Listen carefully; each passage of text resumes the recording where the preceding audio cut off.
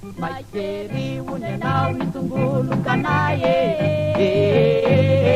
Pamatita si dundu na timba mahaye Telasay na pagkel katehu amunye Ne palavu katimu tampari nitunye Ne palamanawan ya Palamanawan ya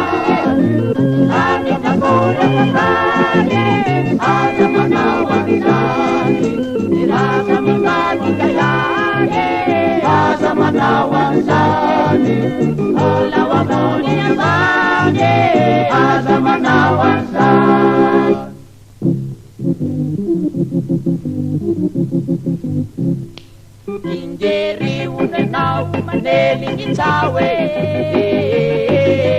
Patintina wawe Telasay na pamula mifisi jayanye Ne painga tunuwe panatawa nizanye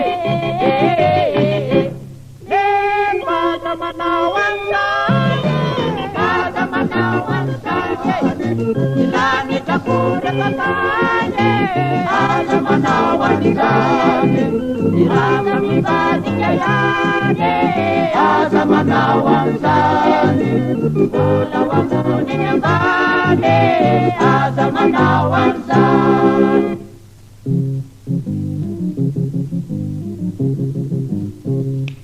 Anche cinya ramyanzu na pepa titino Oh, della zaina paulu na chazi tukino Oh, ampangay na upipa di della malazo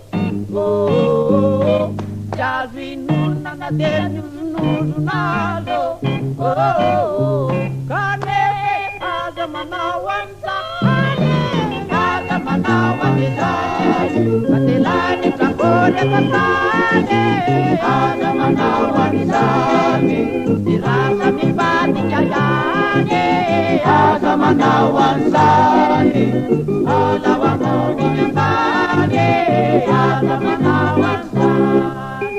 Azamanawan sani Azamanawan sani Katilani kakore kasane Azamanawan sani Dirasa mibati jayane Azamanawan sani